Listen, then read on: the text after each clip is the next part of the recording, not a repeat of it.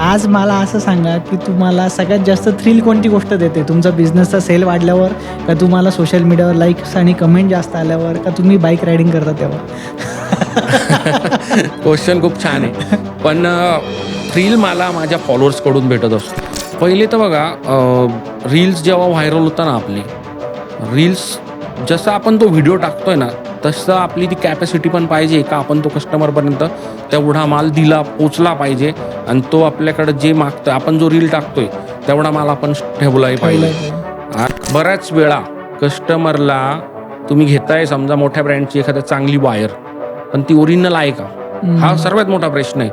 जर ती ओरिजिनल आहे तर तिचा एक बंडल घ्या, तिचा एक तुकडा घ्या, त्याला तुम्ही व्हेरीफाईड करा ते कॉपरच आहे का मेटल आहे, त्याच्यानंतरच तुम्ही तो परचेस केला पाहिजे. आणि वायरिंग असं आहे, एकदा वायरिंग करायची आहे घरामध्ये तर ती प्रॉपर चांगलीच केली पाहिजे. खूप चांगले ब्रँड आहे मार्केटला, त्याच्यातून तुम्ही चांगलं वायरिंग घेऊ शकताय. आणि वायरला महत्त्व कुठं जातं? इन्सुलेशन आणि कॉपर. जय शिवराय मित्रांनो, आज तुमचा भाऊ आलेला आहे अशा मंचावर जिथं होणारे खूप साऱ्या आपल्या रील्सबद्दल गप्पा, आपल्या बिझनेसबद्दल गप्पा, कसं आपण ग्रोथ केलं पेज आणि कसं केलं आपला बिझनेस आणि कसा पोचलो आपण महाराष्ट्राच्या बाहेर. मी फक्त छोटे दिवाळी आलेली होती, दिवाळीचे काही दिवे होते ते मी सहजपणे असे टाकले की बघूया किती विकले जात आहे. आणि मी टाकल्यानंतर मला नाशिकमधून फार साऱ्या ऑर्डर त्याच्या मिळाल्या. आणि जशा त्या ऑर्डर आल्या, एक माझा कॉन्फिडन्स वाढला की यार ह्या ऑर्डर येत आहे, आता यांना आपण यांच्यापर्यंत तो माल कसा पोहोचवणार. माझ्याकडे तेव्हा स्टाफ नव्हता कामाला, मी आणि माझे वडीलच बघत होतो. पण महाराष्ट्राबाहेर मी सांगतो, गोवा माझा माल गेलाय, आंध्र प्रदेश, तामिळनाडू, चेन्नई असो, त्याच्यानंतर माझा माल दिल्ली गेलाय, करोलबागमध्ये सुद्धा, गुजरातमध्ये माझा माल गेलाय, त्याच्यानंतर तुम्हाला तो जम्मू काश्मीर, म्हणजे अशा बरेचसे MP मध्ये सुद्धा मी माल दिलेला आहे. भरपूर ठिकाणी महाराष्ट्राच्या बाहेर माल टाकला आणि त्यांचे जसे मला त्यांचे फीडबॅक आले, बेस्ट क्वालिटी माल आवडला. मी पंजाबमध्ये सुद्धा माल दिलेला आहे. पण समोरच्याने आपल्या इन्स्टा पेजला हे पण पाहिलेलं नसतं की ह्या फर्मचे फक्त 2 नंबर आहे. मग तो त्या व्यक्तीवर विश्वास ठेवतोय की बा हा महेश इलेक्ट्रिकलमधूनच कॉल आहे किंवा दुसऱ्या एखाद्या फर्मने कॉल केलाय. आता हा प्रश्न आहे ना, फक्त महेश इलेक्ट्रिकलसाठी नाही, जे ऑनलाईन बिझनेस करताय ना आपले सर्वांसाठी हा खूप महत्त्वाचा पॉईंट आहे. तर तुम्ही पैसे देताना, पैसे ट्रान्सफर करताना पहिले तर कन्फर्म करा, व्हेरीफाईड करा का ते अकाउंट त्याच नंबरवर पैसे मागतं आहे जो त्यांनी दिलेला आहे का नाही. आपले सर्वात महत्त्वाचं म्हणजे आपण हे करतोय, पण आपले जे इन्स्टा फॉलोअर्स आहे त्यांनी आपल्याला हा सपोर्ट केला, तर त्यांचे खूप आभार आहे, त्यामुळे हे होऊ शकलंय. आणि एवढं ओपनली त्यांचे आभार मानणं चांगले. आता नवं चालू करतोय तर लगेच तर आपले फॉलोअर्स वाढणार नाहीये किंवा मग लगेच आपल्याला व्ह्यूज पण भेटणार नाहीये. काही ना काही त्याला टाईम लागणार आहे. तर थोडासा टाईम लागतो. व्हिडिओ टाकायचा आहे, त्याच्यात प्रोडक्टची माहिती द्यायची आहे, त्याच्यानंतर त्याचे रेट्स वगैरे ते कस्टमरला परवडेल असेच टाकायचे. त्याच्यानंतर तुम्ही जसं म्हणतात की एखाद्या गोष्टीला तपश्चर्या करावी लागते, तर त्याचं फळ पण तपश्चर्या करूनच भेटतं, लगेच भेटत नसतं. आणि आम्ही ते मटेरियल टाकून दिलं. तिसऱ्या दिवशी कस्टमरचा फोन आला, सर ते मटेरियल आलंच नाही. मग मी सुद्धा हँग झालो, म्हटलं अरे मटेरियल का गेलं नाही. कुरिअरवाल्यांकडे मी चेकअप केलं, बाबा मटेरियल का गेलं नाही. कुरिअरवाले म्हणतात सर आम्हाला तर सुट्ट्या लागल्या दिवाळीच्या. अरे यार म्हटलं आता काय करायचं, आता दिवाळी येईन, कस्टमरला तर झुंबर लागते, काय कसं देणार. शेवटी मला त्या कस्टमरचा रिफंड करावा लागला, कारण त्यालाही असं वाटायला नको काही नाही पैसे घेऊन घेतले आणि आपल्याला माल पण नाही दिला. आम्ही त्याला ते पैसे रिटर्न केले, जेव्हा आपण त्याला त्यांनी दिलेल्या मालाचा परत पेमेंट करणार आहे. त्यामुळं पहिला जेव्हा आपण बिझनेस टाकतोय, स्टार्टअप करतोय, तेव्हा ह्या फार गोष्टी महत्त्वाच्या आहे की म्हणजे चलन कसं फिरलं पाहिजे, त्याच प्रोडक्ट कसं आलं पाहिजे, तुमचे प्रोडक्टचं डिटेल्स तुम्ही कस्टमरला कसं दिलं पाहिजे आणि मग ते प्रोडक्ट तुम्ही कसं सेल केलं पाहिजे. या गोष्टीकडं लक्ष देऊन जर काम केलं तर नवा बिझनेस सेटअप चांगला होऊ शकतो.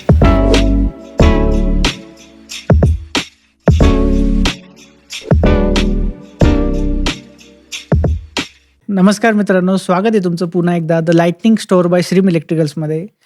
आणि आज आपल्यासोबत जे पाहुणे ते एकदम खास आहे. यांनी एका सामान्य इलेक्ट्रिकल दुकानाची सुरुवात केली, पण त्याला नवीन स्वरूप दिलं त्यांच्या ब्रँडिंगने. यांनी सुरुवात केली सोशल मीडियाच्या काही व्हिडिओजपासून आणि आज ते इंस्टाग्रामवर लाखो हजारो लोकांचे त्यांचा सपोर्ट आहे. मला यांचं स्वागत करायला खूप आवडेल. रील स्टार महेश इलेक्ट्रिकल सर्व्हिसेसचे सर्वेसर्वा महेश सर यांचं. जय शिवराय मित्रांनो, आज तुमचा भाऊ आलेला आहे अशा मंचावर जिथं होणारे खूप साऱ्या आपल्या रील्स बद्दल गप्पा, आपल्या बिझनेस बद्दल गप्पा, कसं आपण ग्रोथ केलं पेज आणि कसं केलं आपला बिझनेस आणि कसा पोचलो आपण महाराष्ट्राच्या बाहेर. तर आज आलोय श्रीम इलेक्ट्रिकलच्या मंचावर. तर करूया आता स्टार्ट. नमस्ते, थँक्यू मला इथं बोलवल्याबद्दल सर. तुम्ही सर्वात महत्त्वाचं म्हणजे मला इथं बोलून तुम्ही जो चान्स दिलाय बोलण्याचा खूप आवडलं. तुमच्या सर्वांचे खूप धन्यवाद. तर आज मला या ठिकाणी श्रीम electricals and the lightning store यांनी बोलवलं, त्याबद्दल सर्वांचे खूप धन्यवाद, खूप आभार. Thank you sir. खूप आता तुम्ही आले पॉडकास्टला, याच्यानेच आमची एनर्जी इतकी चार्ज अप झाली आहे. नक्कीच हा Okay. शो करायला खूप मजा येणार आहे. Okay, मला तुम्हाला सगळ्यात पहिले विचारायला आवडेल सर, एक नॉर्मल इलेक्ट्रिकलचं दुकान चालवणं, त्या व्यतिरिक्त सोशल मीडियावर व्हिडिओज टाकून फॉलोअर्स अर्न करणं, या दोन्ही गोष्टी तुम्ही कशासारख्या, ही जर्नी तुमची कशी स्टार्ट झाली? ओके, क्वेश्चन छान आहे सर तुमचा. ॲक्च्युअल काय झालं बघा, सर्वात पहिले आम्ही टिकटॉक यूज करत होतो. टिकटॉकला मी पर्सनल माझे काही व्हिडिओज टाकत होतो. मग त्याच्यात माझे फोटोज असायचे, काही बाईक्सचे फोटोज असायचे. म्हणजे एक बिझनेस विषयी त्याच्यात काही नव्हतो टाकत मी. तर त्याच्यानंतर काही दिवसांनी फेसबुकला मार्केट प्लेस नावाचा मी ऑप्शन पाहिला. मार्केट प्लेसवर मी फक्त छोटे, दिवाळी आलेली होती, दिवाळीचे काही दिवे होते, ते मी सहजपणे असे टाकले की बघूया किती विकले जात आहे. आणि मी टाकल्यानंतर मला नाशिकमधून फार साऱ्या ऑर्डर त्याच्या मिळाल्या. आणि जशा त्या ऑर्डर आल्या, एक माझा कॉन्फिडन्स वाढला की यार ह्या ऑर्डर येत आहे, आता ह्यांना आपण यांच्यापर्यंत तो माल कसा पोहोचवणार. माझ्याकडे तेव्हा स्टाफ नव्हता कामाला, मी आणि माझे वडीलच बघत होतो. तर मग ऑर्डर आल्या, त्यांनी मला ॲड्रेस पाठवले, तर आम्हाला इथं हवं आहे नाशिकमध्ये. मग मी स्वतः गेलो, मटेरियल पॅक केलं, त्यांना डिलिव्हरी दिलं, त्यांच्याकडून पेमेंट घेतलं. तर मग अजून कॉन्फिडन्स वाढला की यार एवढ्या एका पोस्टनं आपल्याला एवढ्या ऑर्डर्स आल्या. तर मग आपण इंस्टाग्रामला मी काही पोस्ट पाहिलेल्या होत्या काही मोबाईल्सवाल्यांच्या बऱ्याचशा, की त्यांनी मोबाईल्स विकले, ॲक्सेसरीज विकल्या ऑनलाईन. तर म्हटलं आपण पण तसं करून बघूया इंस्टाग्रामवर. मग मी इंस्टाग्राम ऑन करून त्याच्यामध्ये काही व्हिडिओ बनवले आणि ते टाकत गेलो. आणि सर्वात त्याच्यानंतर गणपतीचा पिरियड असेल तर दुकानात सर्व होतं, माल आलेला होता, पण कस्टमरपर्यंत पोचवायचा कसा हा माल. तर मग आम्ही आमच्या स्टाफ मेंबरला सांगितलं की आपण एक व्हिडिओ बनवूया आणि जेणेकरून तो व्हिडिओ आपण इंस्टाग्रामवर पोस्ट करू आणि बघूया त्यातून आपल्याला किती लाईक्स भेटत आहे, किती फॉलोअर्स भेटत आहे, किंवा आपल्याला बिझनेस येतोय का. आणि सहज आम्ही असा व्हिडिओ बनवला की एक मुलगा असा बसलेला आहे आणि विचार करतो यार गणपतीचं सर्व डेकोरेशन माझं झालेलं आहे, पण मी गणपतीच्या चेहऱ्यावर 2 दिवसावर गणपती आले, पण चेहऱ्यावर काही आपल्याकडं स्पॉटलाईट मारण्यासाठी नाही आहे, तर कुठून घेऊ. मग असं आम्ही एक स्क्रिप्ट बनवली आणि मग त्याला एका त्याच्या मित्राने सांगितलं, अरे का टेन्शन घेतोयस, तिथं महेश इलेक्ट्रिकल आहे ना, तिथं तू जा आणि तू बघ, त्यांच्याकडे फार सारे प्रकारचे स्पॉट्सलाईट आहे, RGB लाईट्स आहे. मग असा तो आम्ही व्हिडिओ बनवून टाकला. आणि त्याच्यानंतर जसा तो व्हिडिओ आमचा चालला, जवळपास त्याला 50,000 व्ह्यूज हार्डली 5 ते 6 दिवसामध्ये क्या बात आहे सर, क्या बात आहे. हां, मग आमचा कॉन्फिडन्स अजून वाढला आणि मग मी परत व्हिडिओ टाकत राहिलो. भरपूर मला कस्टमर्स यायला लागले शॉपवर. नाशिकमधून तर खूपच आले आणि नाशिकच्या बाहेर पण ऑर्डर यायला लागल्या. आणि एवढ्या ऑर्डर लगेचच्या लगेच पॉसिबल नव्हतं का त्यांच्यापर्यंत माल पोहोचवणं. मग आम्ही तशी तयारी करून पुन्हा ते करत राहिलो आणि व्हिडिओ टाकत राहिलो. अशा प्रकारे तो पहिली आमची जर्नी जशी होती इंस्टाग्रामची, तो पहिला व्हिडिओ आमचा आणि तो चांगला पहिलाच व्हिडिओ तुमचा. ही कधीची गोष्ट असेल सर? ही 2-2.25 वर्षापूर्वीची गोष्ट आहे सर. पहिलाच व्हिडिओ तुमचा क्लिक झाला आणि तिथून तुमच्या एका नवीन पर्वाला सुरुवात झाली. जनरली युजली आपण जे बघतो की ज्या लोकांचे बिझनेस आहे रॅदर दॅन ते ऑनलाईन नसता, आणि जे लोक ऑनलाईन कंटेंट क्रिएशनच्या कामामध्ये आहेत त्यांचे most of the times business नसता. तर या दोघांचं कॉम्बिनेशन, हे परफेक्ट कॉम्बिनेशन तुमच्या केसमध्ये मी बघतोय की तुमचा बिझनेस आहे आणि तुम्ही ऑनलाईन क्रिएशनमध्ये पण, कंटेंट क्रिएशनमध्ये एवढ्या चांगल्या पद्धतीने काम करताय. त्यामुळेच मला वाटतं तुम्हाला एवढा चांगला रिस्पॉन्स भेटतोय ऑडियन्सकडून. काय वाटतं सर, जेव्हा कस्टमर एखादा ऑनलाईन शॉप बघून येतो आणि तुमच्या दुकानात येतो आणि प्रोडक्ट्स मागतो, मग तेव्हा त्याचा रिस्पॉन्स कसा असतो? जेव्हा तो ऑनलाईन बघतो ना, की त्याची एक गरज असते कस्टमरची, ती तो बघतो की हा, हे मला आवडतंय आणि आपण ह्या शॉपला जाऊन हे घ्यायला पाहिजे. कारण आपण त्याच्या पुढे लाईव्ह डेमो पण दिलेला असतो, त्यानंतर आपण त्याचे रेट्स त्यांना सांगितलेले असतात. तर काहींचं, बऱ्याच जण कस्टमरचं एकच म्हणणं असतं की यार स्वस्त पण भेटतंय व्हिडिओ आपल्या समोर आलाय, याचा तोच इफेक्ट आहे, तर आपण हे घ्यायला पाहिजे. ते कस्टमर येऊन शॉपला व्हिजिट करून मटेरियल घेतात आणि काही आपल्याला ऑनलाईन सुद्धा ऑर्डर देतात. मग त्या ऑनलाईन ऑर्डर सुद्धा आम्ही एकदम ॲक्युरेटपणे आपलं टायअप आहे बऱ्याचशा कुरिअर, ट्रॅव्हल्स अँड ट्रान्सपोर्टची, त्यांच्या थ्रू त्यांच्यापर्यंत मटेरियल पोहोचवत असतो. आणि मग जेव्हा सुरुवातीला तुम्ही या व्हिडिओज टाकायच्या फेजमध्ये होता सर, मग तेव्हा अशी कोणती वेळ यायची का की तुम्ही व्हिडिओज टाकताय पण कस्टमरचा रिस्पॉन्स येत नाही, मग आपण ज्या डायरेक्शनला चाललोय ही बरोबर आहे का चुकीची, असा प्रश्न कधी सतावला का? नाही, असा प्रश्न म्हणजे कसं आलं माहिती का, बराच वेळा आपण व्हिडिओ टाकतो आणि व्हिडिओ टाकल्यानंतर आपण म्हणतो का लगेच याला व्ह्यूज गेल्या पाहिजे, लाईक्स आल्या पाहिजे. तर काय नाही, हे स्लो प्रोसेस आहे, याला टाइमच लागणार आहे, फक्त पेशन्स हवे. एक ना एक दिवस आपले व्हिडिओ व्हायरल होतात आणि आपण कस्टमरपर्यंत पोहोचतो. कोणी ना कोणी तर आपला व्हिडिओ बघतच असतंय आणि तोच आपला क्लायंट, तोच आपला कस्टमर, तोच आपला इन्स्टा फॉलोअर्स. त्याच्यामुळे बराचसा फायदा होऊनच जातो, त्यांनाही होतो आणि आपल्याला होतो, कारण त्यांनाही मार्केट रेटचे कमी रेटला भेटतंय आणि होम सर्व्हिस भेटते ऑनलाईनला त्यांना फास्ट सर्व्हिस भेटून जाते. तो एक त्यांचा फायदा होऊन जातो, त्यांचा टाइम त्यामध्ये वाचत असतो. तुम्ही कंटिन्यू सर, आपण बघतो व्हिडिओजमध्ये नवीन प्रोडक्टचे डेमो देतात, वायरिंग इन्स्टॉलेशन असेल, काही टिप्स असतील, काही देतात. मग असा कोणता क्षण आला जेव्हा तुम्हाला कळलं आपले व्हिडिओ लोकांपर्यंत पोहोचताय आणि लोक आपल्यावर विश्वास ठेवताय, असा कोणता क्षण आला?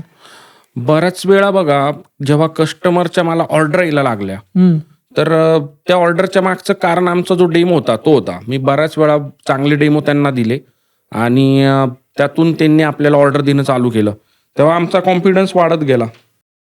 तर असा तो क्षण कसा आला तुम्हाला सांगतो, की बरेचसा माल आपला जेव्हा आउट ऑफ महाराष्ट्र गेला, काही महाराष्ट्रामध्ये गेला, ज्यांना डिलिव्हरी भेटल्या माझ्या मालाच्या, त्यांचा तिकडून मला व्हॉट्सअपला मेसेज यायला लागला की दादा बेस्ट क्वालिटी आणि खूप फास्ट डिलिव्हरी. आणि माझा कॉन्फिडन्स अजून वाढला की ह्या कस्टमर्सला आपलं प्रोडक्ट आवडलंय. मग मी काय केलं, मी त्याचे स्क्रीनशॉट घेतले त्यांच्या चॅटचे, का जी जेन्युइन चॅट आहे त्याचे स्क्रीनशॉट घेतले. पुन्हा तो स्क्रीनशॉट घेऊन मी माझ्या हायलाईट्समध्ये टाकला, माझ्या स्टोरीला लावला इंस्टाग्रामच्या, का ह्या प्रोडक्ट्स मी डिलिव्हरी केलं, मग ते गोव्याला असो, तमिळनाडू असो, आणि यांना ते आवडलं आणि त्यांनी मला पुन्हा त्याच्यावर फीडबॅक दिला की बेस्ट क्वालिटी प्रोडक्ट आम्हाला भेटलं. तेव्हा माझा कॉन्फिडन्स अजून वाढला, मी अजून तसे व्हिडिओ टाकायला लागलो आणि त्यामुळे भरपूर मला आपल्या इन्स्टा फॅमिलीनं खूप सपोर्ट दिला. याच इन्स्टा फॅमिली थ्रू आज सर तुमचा माल मग कुठे कुठे पोहोचतो नाशिकमध्ये आणि त्याच्या व्यतिरिक्त बाहेर कुठे कुठे देता आपण सप्लाय? सर, तुमचा क्वेश्चन खूप छान आहे. आता मी तुम्हाला सांगतो, आपण पहिले सीमित होतो आमच्या फक्त सातपूर कॉलनी एरियासाठी, आणि म्हणजे कधी कधी असं वाटायचं की यार आपण छोटंसं दुकान घेऊन बसलोय, 10 बाय 10 दुकान आहे माझं, पण आपण याच्यातून अजून काय करू शकतो. तर ती पॉवर इंस्टाग्राम सोशल मीडियामध्ये होती. मी माझा माल आपल्या महाराष्ट्राभर तर दिलाच, पण महाराष्ट्राबाहेर मी सांगतो, गोवा माझा माल गेलाय, क्या बात आहे, आंध्र प्रदेश, तमिळनाडू, चेन्नई असो, त्याच्यानंतर माझा माल दिल्ली गेलाय, करोल बागमध्ये सुद्धा, क्या बात आहे, गुजरातमध्ये माझा माल गेलाय, त्याच्यानंतर तुम्हाला तो जम्मू काश्मीर, म्हणजे अशा बऱ्याचशा MP मध्ये सुद्धा मी माल दिलेला आहे. भरपूर ठिकाणी मी महाराष्ट्राच्या बाहेर माल टाकला आणि त्यांचे मला जसे जसे मला त्यांचे फीडबॅक आले, बेस्ट क्वालिटी माल आवडला, मी पंजाबमध्ये सुद्धा माल दिलेला आहे. क्या बात आहे सर. म्हणजे हो, आणि त्यांनी जसे मला ते टाकले, मग मी ते पुन्हा तेच की सक्सेसफुली डिलिव्हरी पंजाब.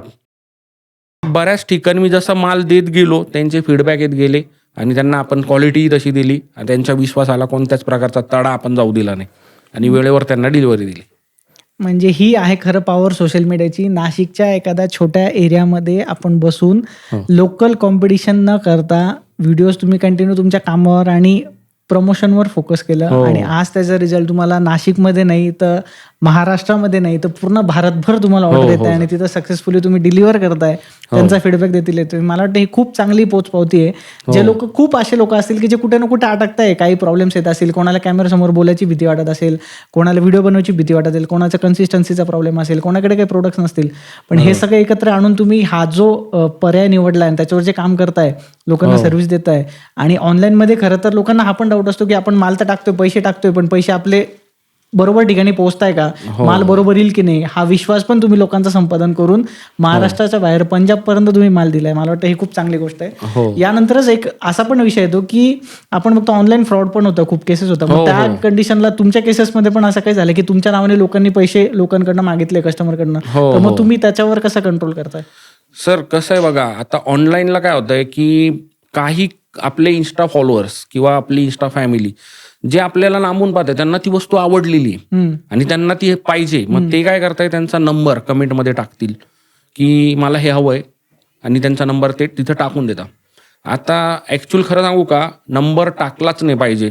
तुम्हाला ती वस्तू आवडली ना, तुम्ही डायरेक्ट इंस्टाग्रामच्या मेसेंजरला त्या म्हणजे त्या फर्मला मेसेज करा आणि की मला हे आवडलंय.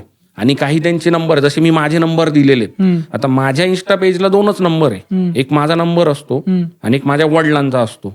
याच्यावरच आम्ही फोन पे आणि चॅट होत असते, बाकी कोणताही नंबर आमचा नसतो.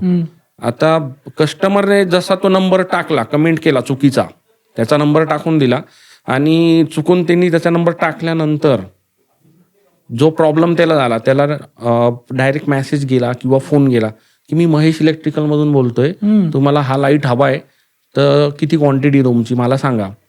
समोरच्याला माहिती नाहीये की हा महेश इलेक्ट्रिकल मधून फोन आहे का फ्रॉड व्यक्ती फोन करतोय. पण समोरच्याने आपल्या इन्स्टा पेजला हे पण पाहिलेलं नसतं की ह्या फर्मचे फक्त 2 नंबर आहे. मग तो त्या व्यक्तीवर विश्वास ठेवतोय की हा महेश इलेक्ट्रिकल मधूनच कॉल आहे किंवा दुसऱ्या एखाद्या फर्मने कॉल केलाय. आता हा प्रश्न आहे ना, फक्त महेश इलेक्ट्रिकल साठी नाही, जे ऑनलाईन बिझनेस करताय ना आपले सर्वांसाठी हा खूप महत्वाचा पॉईंट आहे. का तुम्ही पैसे देताना, पैसे ट्रान्सफर करताना पहिले तर कन्फर्म करा, व्हेरीफाईड करा का ते अकाउंट त्याच नंबरवर पैसे मागतं आहे जो त्यांनी दिलेला आहे का. नाही तर तुम्ही त्याच्यावर पेमेंट नका टाकू.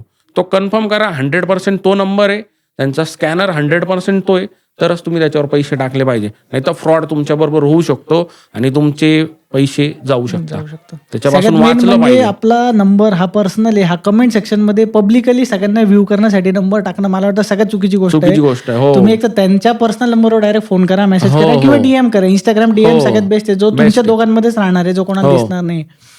बेस्ट ही खबरदारी मला वाटतं सगळ्यांनीच पाहिली पाहिजे आणि असे फ्रॉड केसेस पासून नक्कीच स्वतःला वाचवलं पाहिजे लोकांनी. आणि त्यासाठी पण तुम्ही बऱ्याच वेळेस मी फोटोज व्हिडिओज पण टाकले होते, आम्ही ते पण बघितले. सर खूप चांगलं वाटतंय. सर काय वाटतं, मी पुढच्या प्रश्नाकडे येतोय. येस.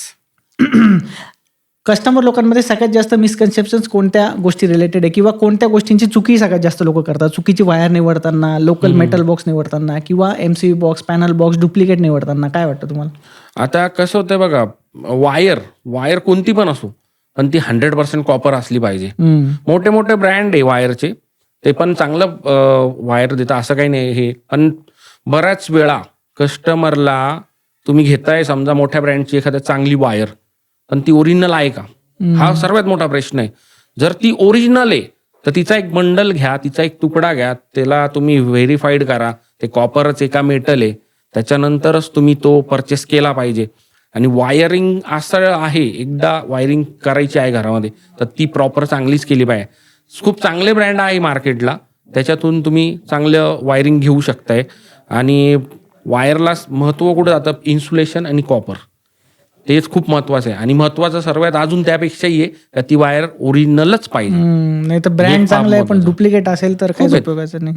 डुप्लिकेट फार ब्रँड आहे, खूप ऑप्शन्स येतात, नाही करत आम्ही. आम्हाला फक्त ओरिजिनल आवडतं, ट्रान्सपरन्सी, त्याच्याशिवाय कस्टमर नाही येणार आपल्याकडे. आणि मेटल बॉक्स, एमसीबी बॉक्स किंवा डुप्लिकेट पॅनलिंग. तर मेटल बॉक्समध्ये मी तुम्हाला सांगू शकतो, मेटल बॉक्समध्ये 0.8 किंवा 1चा मेटल बॉक्स आपण यूज केला पाहिजे, जी क्वालिटी चांगली असणार आहे. आता रिसेंटली माझ्याकडे हे येत होते मेटल बॉक्सचे सप्लायर, सिरिम इंडस्ट्रीज, तर छान आहे त्यांचे मेटल बॉक्स पण, आणि ते आम्ही यूज पण केलेले आहे आमच्या बऱ्याचशा साईडवर. तर मी ते रिकमेंड करू शकतो, तुम्ही ते वापरले गेले पाहिजे. आणि मी असंही पाहिलंय की काही बिल्डर्स लोक मेटल बॉक्सच्या ऐवजी प्लास्टिकचे ब्लॉक्स सुद्धा यूज करतायत, तर ते टाळलं पाहिजे, नाही यूज केले पाहिजे. कारण तो बॉक्स काही कामाचा नाही, काहीच कामाचं नाही. मी काय मुंबईला पाहिलं होतं, लाकडी बॉक्स यूज केलेले, नाही, काही कामाचं नाही. आपलं काम एकदाच होणार आहे, कन्सिल काम एकदाच होतं, ते चांगलं झालं पाहिजे. त्या पद्धतीनं पर्चेसिंग सुद्धा मोस्टली आपण केली पाहिजे. आपलं जे मटेरियल आहे ना, ते समोर दुसऱ्याला न सांगता आपण जाऊन त्याची शहानिशा करून चांगलं पाहून आपण ते घेतलं पाहिजे. कॉन्ट्रॅक्टर ओळखीचा आहे भाऊ म्हणून आपण त्यांना सांगितलं, त्यांनी आणलं, तसं न करता आपण स्वतः इंटरेस्ट घेऊन घेतलं पाहिजे कोणता चांगला आहे आणि कोणता नाही. म्हणजे कारण वायरिंग आपलं पूर्ण घराचं वायरिंग हे चांगलंच झालं पाहिजे. भविष्यामध्ये तुम्हाला काहीच प्रॉब्लेम येणार नाही जर तुमची चांगली वायरिंग येतं. ऑफकोर्स शॉर्ट सर्किट होऊ शकतं, काही गोष्टी चुकीच्या होऊ शकतात, त्याच्यापासून आपण वाचलं पाहिजे. त्याच्यासाठी आपली क्वालिटी आपण घेताना चांगली घेतली पाहिजे. तर आता तुम्ही एक क्वेश्चन विचारला सर मला की पॅनल, पीओपी पॅनल. आता पीओपी पॅनलचं मी एक सांगू शकतो, तुमचा पॅनल कोणत्याही ब्रँडचा असो तो ॲल्युमिनियम बॉडी असला पाहिजे, त्याला चांगल्या रेटिंगचा चोक असला पाहिजे, जेणेकरून फ्लॅक्च्युएशन होत आहे. डीपी वरून कधी पण हाय व्होल्टेज येऊ शकतो, नॉर्मल व्होल्टेज कमी जास्त हा आपल्याकडे होत असतो. तर तो चोक जो आहे ना तो त्याला सपोर्ट करतो, तुमचा पॅनल उडत नाही. आणि ॲल्युमिनियमच का, ॲल्युमिनियम जो हीट बाहेर फेकतो त्याची कॅपॅसिटी जास्त असते, तो हीट स्लिंग करत असतो, तर जेणेकरून आपल्या पॅनलची लाईफ पण वाढते आणि तो लवकर डिम पण होत नाही. आता तुम्ही बऱ्याचशा आताच्या मार्केटला सर्व प्लास्टिकचे पॅनल्स आलेत, त्यांना चोक्स पण नाही, काही तर डीओबीचे पॅनल्स आले. आता चोक का वापरला जातो की पॅनल तो एलईडीला चोक कंपल्सरी, बरोबर. पण समजा तुमचा पॅनल उडाला तर त्याचा चोक काढून तुम्ही मेंटेनन्स करू शकतो. पण आताच्या नव्या प्रोडक्टला चोकच काढून टाकले, त्यांनी डीओबी बसवलाय. थोडं फ्लॅक्च्युएशन उद्या तुमचा पॅनल लगेच उडणार आहे, तुम्हाला लगेच चेंज करायचा आहे. म्हणून चोकवाला पॅनल पाहिजे, ॲल्युमिनियम बॉडी पाहिजे का तो लॉंग लाईफ चालेल. आणि जर का चोकवाल्या पॅनलला आपल्याला मेंटेनन्स करायचं तर आपण चोक बदलू शकतो की दुसरा मेंटेनन्स पण करतो? नाही, आपण चोक डायरेक्ट बदलू शकतो. चोकची किती प्राइस जात असेल किंमत? चोक चांगल्यातला जर घेतला, चायनीज नाही, मेक इन इंडिया, 80-100 रुपयाला चोक जातो. आणि पॅनलची काय किंमत जाते? आता बाहेर तर नाही माहिती, पण आमच्या शॉपला 15 वॅटचा पॅनल ॲल्युमिनियम बॉडी फक्त 170 रुपयाला आहे आणि 2 years त्याला वॉरंटी पण आम्ही देतो. बाहेर नो आयडिया. आणि तसंच आपण जसं चांगल्या ब्रँडचं जाऊ तसे त्याची किंमत अजून किंमत अप होत जाते. ऑफकोर्स ब्रँड आहे तर त्यांच्या किमती तशा राहणार. म्हणजे लोक कधी कधी असं म्हणायला हरकत नाही की नाल बदलण्यापेक्षा घोडा बदलणं पसंत करतात चोक बिना चोकच्या वस्तू घेऊन. ते तर आहेच. हो, चोकवाला पॅनल पाहिजे. सीओबी तुमचा ॲल्युमिनियम पाहिजे. आता सीओबीचा ट्रेंड चालू आहे. सीओबी हा ॲल्युमिनियमचाच पाहिजे. प्लास्टिक असला तो लगेच खराब व्हायला सुरुवात होतो, तो आतमध्येच जळत असतो. सीओबी सुद्धा ॲल्युमिनियमचा लावला गेला पाहिजे. या टेक्निकल गोष्टी रॅदर दॅन कमी लोकांना माहिती असतात खूप. या आज तुमच्या मार्फत आपण सगळ्यांपर्यंत या पोहोचवू शकतो. मला खूप चांगलं वाटतं सर, तुम्ही एवढं ओपनली सगळ्या गोष्टी शेअर करताय. खरं तर कधी कधी या बिझनेसच्या इन्साइट्स पण असतात. कोणी किंमत लवकर शेअर करत नाही, कोणी क्वालिटी लवकर शेअर करत नाही, फक्त लोक प्राइस वॉरमध्ये अडकलेले. पण तुम्ही एवढं बोल्डली पुढे येऊन सगळ्या क्वालिटी पण डिस्कस करताय, स्पेसिफिकेशन सांगताय आणि त्याच्या किमती पण एवढं ओपनली सांगताय. खरंच सर थँक्यू तुम्हाला, एवढं तुम्ही ओपनली शेअर करताय. मी तुमच्यामध्ये काहीतरी रील्स पण बघितल्या, काही पोस्ट बघितल्या, तुम्हाला रायडिंगचा खूप शौक आहे. तर आज मला असं सांगा की तुम्हाला सगळ्यात जास्त थ्रिल कोणती गोष्ट देते? तुमचा बिझनेसचा सेल वाढल्यावर, का तुम्हाला सोशल मीडियावर लाईक्स आणि कमेंट जास्त आल्यावर, का तुम्ही बाईक रायडिंग करता तेव्हा? क्वेश्चन खूप छान आहे, पण थ्रिल मला माझ्या फॉलोअर्स कडून भेटत असतो. क्या बात आहे सर. का जसे ते मला फॉलोअर्स करता आणि तेच मला धंदाही देतात. आणि सेकंड माझा एक संबंध पण होऊन जातो त्यांच्याशी, एक रिलेशन बनतं. आता या याच्यामध्ये तिघं क्वेश्चन तुमचे खूप छान आहे, मला तिघं आवडले. तिघांचे उत्तर माझ्याकडे खूप छान छान आहे. आता माझे काही फॉलोअर्स आहे ना, ते समजा कोकणात आहे, मी कोकणात गेलो ना, मला त्यांना भेटायला खूप आवडतं. मग त्यांच्याकडे जाऊन मला ते काही ना काही गिफ्ट देतात. मी त्यांना इथून गिफ्ट घेऊन जातो, मला फार आवडतं. काही एवढ्या लांबून माझ्यासाठी तो तिथं उभा आहे आणि मी त्याच्याकडे जाणार, म्हणजे एक वेगळा अनुभव राहतो यार. बरोबर. आपला एक संबंध तिथं सुद्धा झालेला झाला की मी सोशल मीडियामुळे, हो, सोशल मीडियामुळे मी इथं पोचलो, हे फार महत्वाचं आहे. आता बाईकचं म्हणजे पहिल्यापासून तो शौकच होता. तर संडेला राईड असतात, मग ते एक सर्व वीकली जो वीकनेस असतो किंवा एक हे असतो आपला थकवा, बाईक रायडिंग केली का तो निघून जातो. संडेला राईडला असतो मी, मस्त मजा करतो आणि सकाळी जातो आम्ही 7ला, 10:30-11ला आम्ही घरी येत असतो. आणि एक आनंद पण येतो. पहिल्यापासून बाईकचा शौक आहे. पहिले पण माझ्याकडे मी कॉलेज टायमाला जवळपास CBZ वगैरे गाडी होती, तेव्हा पण मी रायडिंग करायचो.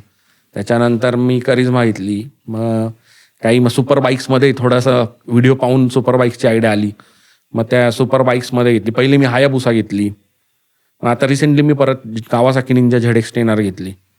काही जण म्हणतात यार एवढी महाग गाडी, मग याच्यात तर कार येऊन जाईल, पण त्या बाईकने जो आनंद येतो ना यार, तो कारने नाही येऊ शकत. एवढं कसं करू शकतो, एवढं कशासाठी? त्यामुळे बाईक्स पण पाहिजे आणि त्याच्यातूनच एक आनंद पण भेटत असतो. मनाचं समाधान महत्वाचं मला वाटतं. एवढी मेहनत घेताय, सगळं करतोय, शेवटी जर का गाडी बाईक रायडिंग करून आनंद भेटतो ते करायला पाहिजे. हो, सर्व केलं पाहिजे लाईफ, बरोबर, त्याशिवाय मजा नाही. त्याच्याशिवाय मजा नाही. सर, आज तुम्ही एवढे रील्स टाकता. खरं तर हे दिसायला खूप सोपं दिसतं की कंटिन्यू व्हिडिओज येतात, पण त्याच्यामागे खूप मेहनत असते. हो. कंटिन्यू त्याच्यामागे एडिटिंग असतं, फोटो रील्स असतं, नवीन स्क्रिप्ट बनवणं असतं. एवढे तुम्ही रील्स टाकता. मग काय वाटतं, या रील्स व्हायरल झाल्यानंतर कस्टमर तुमच्याकडे जे अप्रोच होत आहे, मग बिझनेसमध्ये तुम्हाला दुकानामध्ये त्याच्यात काय काय चेंजेस जाणवले डिजिटल कनेक्ट झाल्यामुळे? अच्छा, पहिले तर बघा, रील्स जेव्हा व्हायरल होता ना आपले रील्स, जसा आपण तो व्हिडिओ टाकतोय ना, तसं आपली ती कॅपॅसिटी पण पाहिजे का आपण तो कस्टमरपर्यंत तेवढा माल पोचला पाहिजे, आणि तो आपल्याकडे जे मागतोय, आपण जो रील टाकतोय तेवढा माल आपण ठेवलाही पाहिजे. आणि मी जसं रील टाकले, मी तेवढा मालाचं स्टोरेज पण करत राहिलो, कस्टमरपर्यंत ते पोचले. आणि त्याच्यातून जशा ऑर्डर्स यायला लागल्या, तर बऱ्याचशा बाहेरच्याच ऑर्डर होत्या, काही महाराष्ट्रात भरच्या पण ऑर्डर आलेल्या, आणि आपल्या नाशिकमधून पण खूप ऑर्डर मी पास केलेल्या. आपला नाशिक जिल्हा पण खूप चांगल्या ऑर्डर म्हणजे भेटतात इथून मला. तर डिजिटल आपलं सोशल मीडियामुळे ना बिझनेसला एक चालना जोरात भेटली मला. कशी की समजा आपण ज्या एरियासाठी सीमित होतो त्या एरियापेक्षा अजून बाहेरच्या ज्या ऑर्डर येत गेल्या, त्याच्यातून मला समजायला लागलं का यार, आपण हा प्रोडक्ट आणलाय, अजून आपण हा सेल झाल्यानंतर दुसरा तसाच चांगला प्रोडक्ट आणूया आणि तो आपण टाकत राहूया. म्हणजे मी एक कंटिन्यू ठेवलं त्या ऑप्शन की बा आज माझ्याकडे एक फ्लड लाईट आला, तर लगेच दुसऱ्या वेळेस मी आता फ्लडमध्ये काय चेंजेस पाहिजे. कस्टमरनेच मला काही गोष्टी शिकवल्या की दादा आम्हाला आता असा फ्लड दे की यामध्ये पाहिजे 2 लाईट एका फ्लडमध्ये. मग काही गोष्टी मलाही माहिती नव्हत्या, मग मी त्या मार्केटला सर्च केलं, मग काही जणांकडून मी त्याची माहिती घेऊन ते फ्लड मी तसे लाईट्स आणले. म्हणजे सोशल मीडिया आपल्याला शिकवतंय तुम्हाला काय तुमच्या प्रोडक्टमध्ये चेंजेस केले पाहिजे. त्याच्यातून खूप चेंजेस आपल्याला स्वतःला तर आपण होणारच आहे, पण आपल्या दुकानामध्ये फार चेंजेस आले. जे मी समजा माल स्टोरेज करत होतो 10 लाखाचा, तो ॲक्च्युअलमध्ये वाढत राहिला आणि आपण त्याचं स्टोरेज करत राहिलो आणि माल विकत राहिला. तर आज माझं दुकान तर आहेच, पण माझे 2-3 गोडाऊन पण आहे, मी त्याच्यामध्ये तो माल ठेवतो. आणि जे पहिले काय होतं की बघा, आपण सोशल मीडियाचं सांगतो एकदम सर्वात महत्त्वाचं, पहिले मी प्रत्येक वस्तू घेण्यासाठी विचार करायचो, यार 10,000 बिल झालं, आता 10,000 बिल झालंय, द्यायचे पैसे. पण जसं मी सोशल मीडियावर ते टाकलं ना, ते 10,000 मला काहीच वाटले नाही. का? कारण तो 10,000चा माल 5 मिनिटात संपला. तर मी त्याच्यानंतर माझं पारलाईटचं जे प्रोडक्ट आहे, मी जे पारलाईट विकतो, मी 16 पारलाईट फर्स्ट टाइम मागवले होते. माझ्या पप्पांनी सांगितलं की एवढे कशाला मागवले, हे कधी विकायचे. आणि मार्केटला तेव्हा 2,400 आणि 2,300 रुपयाला पारलाईट विकला जात होता. मी विचार केला, यार 2,300-2,400ला पारलाईट विकला जातोय, मग मला काय रेट आलाय याची चौकशी केली, काय झालं कसं झालं. मग त्याच्यात आपले ट्रान्सपोर्ट ऍड केले आणि खूप कमी रेटला मी पारलाईटचा प्रोडक्ट मार्केटला एक व्हिडिओ टाकून मी विकला. तो व्हिडिओ माझा 3.5 मिलियन्समध्ये व्ह्यूजला गेला. मला फार कुठून लाईक्स, कमेंट्स आले, कॉल्स आले. आणि तो जे 16 पीस होते ना, आज ते मी 16,000 पीस विकून मोकळा झालेलो आहे. म्हणजे त्या 16 पीसचं ते 16,000मध्ये रूपांतर सोशल मीडियाने दिलं का इंस्टाग्रामवरून मी ते करू शकलो. आणि आपले सर्वात महत्वाचं म्हणजे आपण हे करतोय, पण आपले जे इन्स्टा फॉलोअर्स आहे त्यांनी आपल्याला हा सपोर्ट केला, तर त्यांचे खूप आभार आहे, त्यामुळे हे होऊ शकलंय. आणि एवढं ओपनली त्यांचे आभार मानणं खरंच चांगली गोष्ट आहे. 16 पीस विकण्याचा प्रश्न होता, तिथून 16,000 पीसवर गेलाय. जेव्हा मार्केटला 2300, 2400, 2500 तुम्ही सांगत होते, तेव्हा आपण कितीला विकत होतो? मी तेव्हा तो 1650ला विकत होतो. बापरे, एवढा मोठा डिफरन्स. हो, आणि ते पण मी ओरिजिनल विकत होतो. आणि आजही माझ्या शॉपला तोच पारलाईट 1500ला न्यू मॉडेल ओरिजिनल अवेलेबल आहे. आज पण मी विकलाय. धंदा कसा करावा, तर आज मला कळतं तुमच्याकडनं शिकण्यासारखं नक्कीच काही काय याच्यात. तुमचं बघून बरेच लोकांना असं वाटत असेल की आपण पण सोशल मीडिया किंवा डिजिटल मार्केटिंग चालू करू. बरेच असे पण लोक असतील ज्यांचं दुकान पण आहे इलेक्ट्रिकल. तर ज्यांना कोणाला सुरुवात करायची त्यांनी ती कशी करावी आणि पहिली पायरी काय असायला पाहिजे? आता सोशल मीडिया म्हटलं ना, तर पहिली पायरी आपण जेव्हा आपला बिझनेस सोशल मीडिया ऑनलाईन आणतोय ना, तर आपल्याला आपलं प्रोडक्टचं पूर्ण क्वालिटी कस्टमरला समजावता आली पाहिजे. आपल्या प्रोडक्टमध्ये काय, कारण कस्टमरला तोच प्रोडक्ट बाहेर भेटणार त्याच्या एरियामध्ये, बरोबर, पण तुमच्या प्रोडक्टची क्वालिटी काय, आपण त्याला काय आपण देऊ शकतो आपल्या कस्टमरला, आपण त्याला काय रेट देऊ शकतोय, आपण त्याला कोणत्या प्रकारे सर्व्हिस देऊ शकतोय, हे आपण त्याला समजवलं तर तो आपल्याकडे येणार आहे. बरोबर. तर जेव्हाही आपण बिझनेस स्टार्ट करतोय ना आपला याच्यासाठी ऑनलाईनसाठी, तर तेव्हा सर्वात महत्त्वाचं तुमचं कस्टमरशी कम्युनिकेशन कसं आहे, तो आल्यानंतर तुम्ही त्याला कसं ट्रीट करताय, ह्या गोष्टी पण लय महत्त्वाच्या. आणि त्याच्यानंतरच तो तुम्हाला फॉलोअर्स, तेच आपले फॉलोअर्स होणार आणि तेच आपले कस्टमर राहणार आहे. हळूहळू तो इन्क्रीज होणार आहे. तर तुमचा जो क्वेश्चन होता ना सर, की सातत्य काय हवं, बिझनेस नवा करायचा आहे, सोशल मीडियावर यायचं आहे, त्याच्यासाठी सर्वात चांगला ॲन्सर कसा आहे माहिती का, की तुम्ही जे व्हिडिओ टाकतायत किंवा आपलं एक प्रोडक्ट आहे, ते प्रोडक्ट तुम्ही कसं कस्टमर समोर आणणार आहे, आपल्या इन्स्टा पेजवर आपण तुम्ही कसं टाकणार आहे, त्याचा पहिले तर त्याचा लाईव्ह डेमो वगैरे हवा आहे चांगला. कस्टमरशी आता नवं चालू करतोय तर लगेच तर आपले फॉलोअर्स वाढणार नाही आहे किंवा मग लगेच आपल्याला व्ह्यूज पण भेटणार नाही आहे. काही ना काही त्याला टाईम लागणार आहे. तर थोडासा टाईम लागतो. व्हिडिओ टाकायचा आहे, त्याच्यात प्रोडक्टची माहिती द्यायची आहे, त्याच्यानंतर त्याचे रेट्स वगैरे ते कस्टमरला परवडेल असेच टाकायचे. त्याच्यानंतर तुम्ही जसं म्हणतात की एखाद्या गोष्टीला तपश्चर्या करावी लागते, तर त्याचं फळ पण तपश्चर्या करूनच भेटतं, लगेच भेटत नसतं. तर जेव्हा आपण स्टार्टअप करतोय बिझनेसचं आपलं ऑनलाईनसाठी, तेव्हा प्रत्येक गोष्ट, आता व्हिडिओ तुम्ही काढणार आहे, प्रोडक्टची माहिती, बिझनेस कम्युनिकेशन, त्याच्यानंतर तुमच्या प्रोडक्टचे रेट्स, त्याची जो कस्टमरचा जो विश्वास आहे ना, तुम्हाला तो जपता आला पाहिजे. कारण तुमचं जे प्रोडक्ट आहे त्याची माहिती तुम्हाला पहिले त्यांना सांगायची आहे. त्यानंतर तुमच्या प्रोडक्ट मार्केटमध्ये कुठेही भेटणार आहे, पण तुमच्या प्रोडक्टमध्ये असं खास काय आहे आणि तुमचं प्रोडक्ट ह्या रेटला तुम्हाला कसं आम्ही देतोय हे तुम्हाला त्याला सांगता आलं पाहिजे, पटवून देता आलं पाहिजे.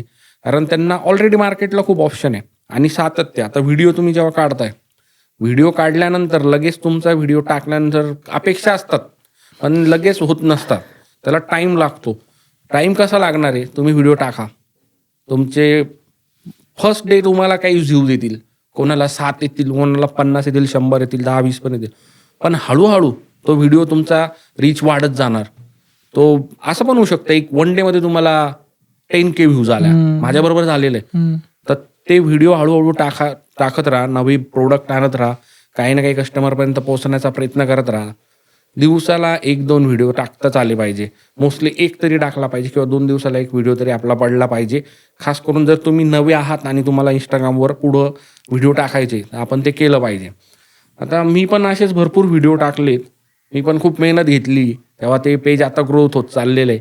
आणि त्याच्यामुळेच आपल्याकडे आपले इन्स्टा फॅमिली येते, मटेरियल घेऊन जाते, काही ऑनलाईन कॉल येतात किंवा मग आपल्या ऑर्डर्स ऑनलाईन भेटतात आणि आपलं ते क्लोज होत असतं ते कस्टमर. त्याच्यासाठी टाईम लागणार आहे. म्हणजे नुसतं कोणाचा सक्सेस बघून आपण व्हिडिओ टाकला आणि वाट बघितली की आपलं व्हिडिओला आता व्हायरल होईल किंवा व्ह्यूज अँड लाईक्स जास्त येतील, तर असं होणार नाही. त्यासाठी तुम्हाला लागणारे खूप महत्त्वाचे पेशन्स आणि सातत्य. जेव्हा तुम्ही कंटिन्यू व्हिडिओ टाकत राहाल, तेव्हा कुठेतरी जाऊन तुम्हाला काही ना काही क्लिक भेटेल, तेव्हा त्याच्यातून बिझनेस जनरेट होईल, तेव्हा लोकांना माहिती होईल की तुम्ही असं म्हणून नवीन काही बिझनेस चालू केला आहे. यासाठी सगळ्यात महत्त्वाची गोष्ट म्हणजे ती सातत्य आणि पेशन्स. पेशन्स ठेवल्यानंतरच तुम्हाला त्या पेशन्सची प्राईस पे करणार आहे. हो. काय सांगाल सर, एखादा ग्राहक येतो तेव्हा स्विच बॉक्स, वायर्स, ॲसेसरीज घेताना कोणत्या गोष्टींचा विचार केला पाहिजे पहिल्या 30 सेकंदामध्ये? ओके, आता सर्वात पहिले आपण जेव्हा आपलं घर बांधतो, ते डेव्हलप करतो, त्याच्यासाठी आपण खूप पैसा लावलेला असतो. एक्झॅक्टली. वायरिंगची स्टेप अशी ना का तोपर्यंत बरेचसे पैसे खर्च झालेले असतात. तर व्यक्ती काय करतो, जो ओनर आहे तो कमी खर्चामध्ये काम करण्याचा प्रयत्न करत असतो. पण वायर अशी गोष्ट आहे, जेव्हा कन्सिल फिटिंग आपली होती तेव्हा आपण वायर चांगलीच वापरली पाहिजे. ब्रँड पण पाहिजे, असं नाही का ब्रँड असेल तरी तो 100% ओरिजिनल आहे का, की तीच वायर चांगली ओरिजिनल कॉपर आहे का, हे आपण चेक केलं पाहिजे. कारण फसवेगिरी पण मार्केटला खूप आहे. तर शक्यतो वायर तुम्ही 100%, 99% कॉपर टाकली गेली पाहिजे. स्विच असा पाहिजे का तो खूप जुना ब्रँड आहे आणि सर्वात छोट्या मोठ्या दुकानांमध्ये तो इझिली अवेलेबल झाला पाहिजे. आता बरेचसे आपण मॉड्युलर याच्यामध्ये स्विचेसमध्ये पाहतो, ब्लॅक, ब्राऊन, खूप सारे मेटॅलिक प्लेट, पण त्यांच्या प्लेट्स वेगळ्या असतात आणि कालांतरानं त्या प्लेट्स चेंज होऊन जातात. एका कंपनीचं नाव नाही घेत, त्याच्या सिरीज 6 महिन्यामध्ये चेंज होऊन जातात. आता 6 महिन्यानंतर चेंज झाल्यानंतर तो कस्टमर बिचारा तो स्विच घेऊन फिरत असतो आणि तो स्विच त्याला कुठेच भेटत नाही. शेवटी पर्याय काय, का प्लेट काढा, साधी प्लेट लावा, जे 20 रुपये 40 रुपयाचं काम होतं ते तुमचं गेलं 700 800 1000च्या आसपास. म्हणजे त्याचं नुकसान होतं. तर जेणेकरून स्विच असाच टाकायचा आहे लावताना की तो भविष्यामध्ये सुद्धा भेटला पाहिजे आणि त्याचं एक चांगला क्वालिटी तुम्हाला भेटली पाहिजे. खूप चांगलं उत्तर दिलं सर तुम्ही. आपण हौशीमध्ये खूप चांगले वेगळे युनिक अँटिक गोष्टी ट्राय करतो, की नवीन स्विच असेल, पियानोवाले प्लेट्स असतील, नवीन सॉकेट्स असेल, नवीन स्विच असेल ते ट्राय करतो. पण हे बघणं खूप महत्त्वाचं आहे, की गेल्या 7-8 वर्षानंतर पुढच्या त्याला जर का काही प्रॉब्लेम आला, बटन खराब झालं, तर मेंटेनन्स करण्यासाठी तुम्हाला तो 20 रुपयाचा स्विच बदलायचा आहे की पूर्ण प्लेट बदलावी लागते. आणि तेव्हा जाऊन नंतर पस्तावा होतो, की आपण खूप जास्त चूक केली, काहीतरी अँटिक वस्तू घ्यायच्या नादामध्ये आपल्याला आज खूप जास्त कॉस्टिंग पडते, सगळ्या गोष्टी चेंज कराव्या लागतात. आणि ही गोष्ट शेअर करणं म्हणजे मला वाटतं फक्त अनुभवातूनच होऊ शकते. नवीन माणसाला हे सांगणं अवघड आहे. एक छोटा आपण रॅपिड फायर राऊंड खेळू सर. मी तुम्हाला काही शब्द, काही प्रोडक्टचे नावं सांगेल, ते प्रोडक्ट्स ऐकल्यानंतर तुम्हाला जे काही पहिली फिलिंग येते मनातून ते सांगाल. ओके. मग ती चांगली फिलिंग असेल, एखादी शिवी असेल, एखाद्या रेटबद्दल गोष्टी असेल, जे काही तुम्हाला चांगलं वाटेल, इमोशन जो पहिला त्याच्याबद्दल येईल ते सांगाल. Copper wire. कॉपर वायर जी आहे ती एक चांगल्या ब्रँडची तर पाहिजेच, पण 99.99% ती कॉपरच पाहिजे. Pure. फसवेगिरी नको, प्युअर कॉपर, डुप्लिकेट नको. Original pure 100% copper. 100% copper. Modular switch. Modular switch कोणता पण ओल्ड टाईप म्हणजे रोमा टाईप जो पुढे कधी पण तुम्हाला चेंज करता easily. PVC conduct pipe fitting. MMS आणि HMS पण ब्रँडचा. Brand quality. Metal box. Metal box सिरीम इंडस्ट्रीज 0.8 किंवा 1चा gauge original. LED panel. LED pattern कोणता पण ॲल्युमिनियम बॉडी चोकवाला. COB सुद्धा ॲल्युमिनियम बॉडी चोकवाला. आणि MCB जिथं 10चा आहे तिथं 10चाच दिला पाहिजे. ब्रँडमध्ये गेलो पाहिजे आपण. जिथं 16ची रिक्वायरमेंट तिथे 10चा नाही लावला पाहिजे किंवा 6चाही नाही लावला पाहिजे. म्हणून ब्रँडमध्येच जा, बेस्ट राहील. खूप चांगले आन्सर्स दिले सर. ब्रँड हा कधीच तुमचा आग्रह नव्हता. फक्त जे रिक्वायरमेंट स्पेसिफिकेशन्स आहेत त्याच रिक्वायर्ड स्पेसिफिकेशनचे प्रोडक्ट्स यूज करा, चांगल्या क्वालिटीचे यूज करा. असेच तुमच्या प्रत्येक प्रोडक्ट रिलेटेड आन्सर्स होते. तुम्ही आता एवढ्या वेगवेगळ्या प्रकारचे कस्टमर हँडल करता, कोणता कॉमन गैरसमज आहे की जो कस्टमर लोकांमध्ये आज आपल्याला बघायला भेटतो? तर कस्टमरकडून काही वेळेस चुका होत असतात आणि एक दुकानदार त्या सांभाळून त्यांना सांगू शकतोय. तर आता बघा, जिथं तुमचं हीटर आहे, हीटरला आपण वापरली गेली पाहिजे 2.5ची वायर. तर कस्टमर म्हणतो यार 33 रुपये 35 रुपये 30 रुपयाची वायर आहे आणि नाही मला तुम्ही 10 रुपये मीटरवाली द्या.